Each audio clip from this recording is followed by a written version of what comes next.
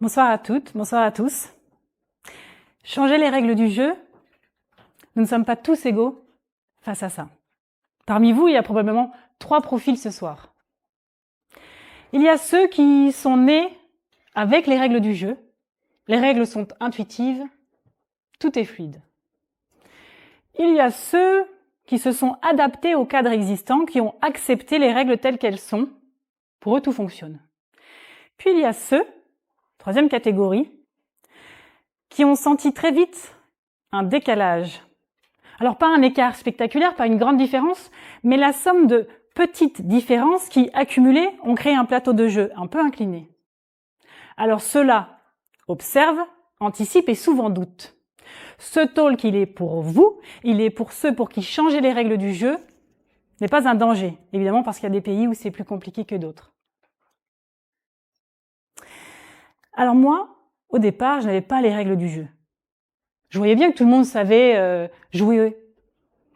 Moi, j'observais, mais je jouais pas au même jeu. Très tôt, j'ai eu le sentiment d'être assise dans le même train, mais pas dans la bonne direction. J'ai observé les autres. J'ai essayé de leur ressembler. Je m'en souviens encore, j'ai essayé de les imiter, de passer par les mêmes étapes. Ah, mais rien n'y faisait. Il y avait quelque chose qui résistait. Alors j'ai décidé de créer mon propre plateau de jeu. Ce moment-là, il est précis dans ma tête. Il est le moment où je décide que je peux aller dans des environnements où je n'ai pas de repères. Et ce soir, j'ai essayé de réfléchir pour vous, pour essayer de comprendre comment j'ai réussi ça. Pour ce qui me concerne, j'aimais lire depuis petite, beaucoup lire. Et donc, j'ai toujours créé des univers dans ma tête. Donc, j'ai jamais été seule.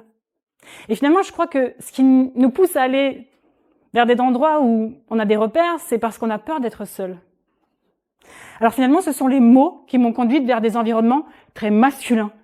Ce sont les mots qui m'ont conduite vers une thèse en mathématiques au commissariat à l'énergie atomique. Puis plus tard, le monde du travail.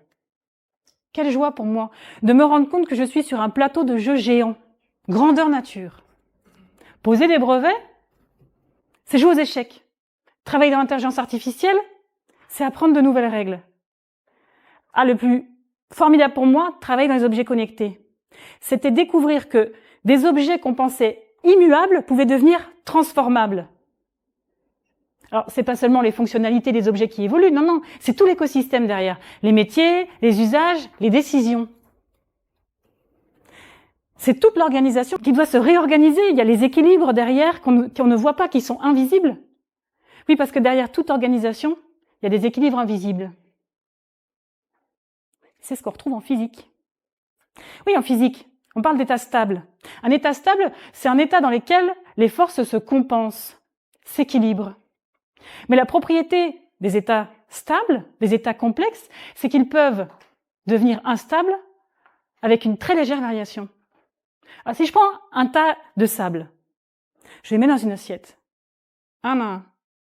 Bon, il y a bien un moment donné où un grain de sable en trop, un point critique, un point invisible, et le tas s'affaisse. Et tout ce qui paraissait stable devient instable. Oui, mais c'est ce qu'on retrouve dans les organisations humaines. J'y viens. Les organisations humaines, elles sont faites de quoi? De règles, de rapports de force, de structures. Et dans le livre de Yuval Noah Harari, on retrouve ces concepts que, finalement, nous vivons dans des récits, dans des croyances que nous avons nous-mêmes inventées. Le plus troublant, c'est qu'avec le temps, on oublie même qu'on les a inventées. Alors on prend l'argent, les institutions, même les entreprises. Tout fonctionne parce que, ensemble, on y croit.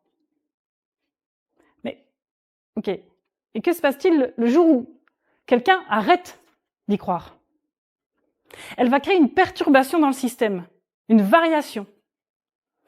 Et les variations dans les systèmes, ce qui est intéressant, c'est qu'elles se propagent. Un individu, puis un autre. Les forces sont obligées de se réajuster. En fait, quand une personne change profondément sa manière d'agir, elle impose aux autres autour de changer aussi leur carte du jeu. Alors après, la loi de diffusion derrière, elle dépend de plein de paramètres. Mais ce qui est intéressant, c'est que finalement, changer les règles du jeu n'est jamais un acte isolé, c'est un acte diffusif. Prenons l'exemple de Rosa Parks. Quand elle décide de ne plus s'asseoir au fond du bus, en fait, elle décide d'arrêter de jouer avec les règles du jeu. Elle n'a jamais imaginé à ce moment-là qu'elle allait être à l'origine des mouvements des droits civiques. Non. Et ce qui est intéressant, c'est que c'est 1, 100, puis 1000 personnes qui vont faire comme elle. Donc, ce n'est pas un acte individuel, ça devient un acte collectif. Et moi, c'est ce qui me passionne, parce que finalement, là où certains voient des contraintes quand les règles du jeu ne leur conviennent pas, ils sont frustrés, ils sont pas contents. Ben moi, non, moi je vois un système, je vois des équations, je vois des équilibres. Puis je me dis, je joue pas contre les autres, jamais. Je joue avec les autres. J'essaie de comprendre quand est-ce qu'ils vont poser leurs cartes, et moi je joue les miennes.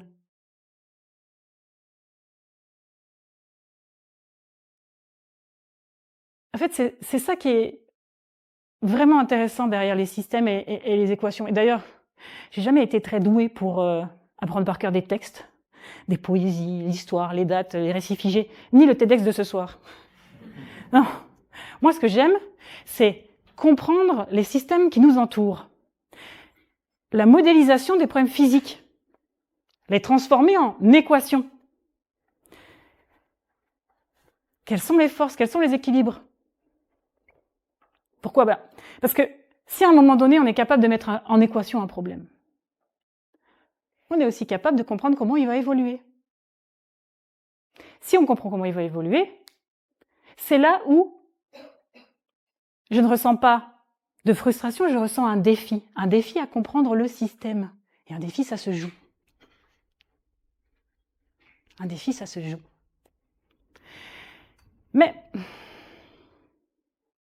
il y a une chose qu'on ne prend pas en compte dans cette équation. Il y a une chose qu'on ne prend pas en compte dans l'équation, c'est l'inertie humaine. L'inertie humaine, c'est quoi? C'est les blessures du passé. C'est la rancœur.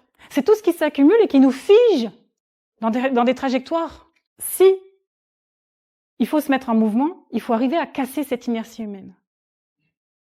Il faut arriver à avancer compte tenu de ce qu'on a vécu. Et c'est intéressant parce que c'est ce qu'on retrouve dans les travaux sur la transformation, les transformations dans les entreprises. Les chiffres, ils donnent quoi? Ils donnent 70 à 75% des cas, les transformations n'aboutissent pas. Pas parce que les idées sont mauvaises, non.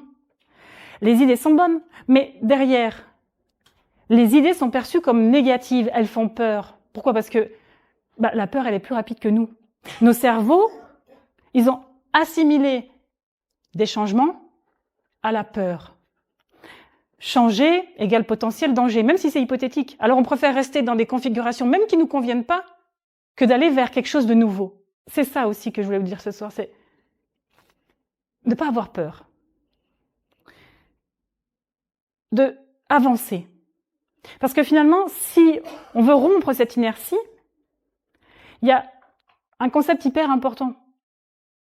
C'est aimer et pardonner.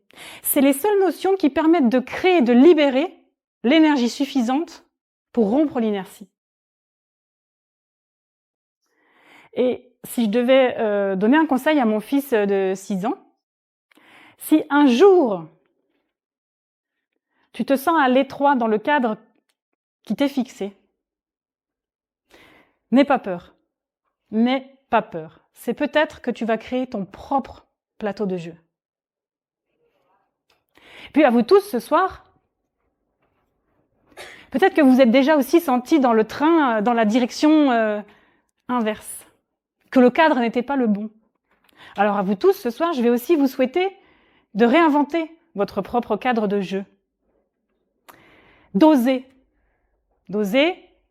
le créer ou le transformer. Et puis si je devais résumer tout ce que je vous ai dit ce soir, je crois que les systèmes qui nous entourent sont faits de règles invisibles. Que ce qui permet de transformer, c'est pas toujours par la force, c'est lorsque des personnes rendent visibles les cadres et les équilibres invisibles qui nous maintiennent. Alors, je vous souhaite à tous, si vous avez aussi été dans ce train,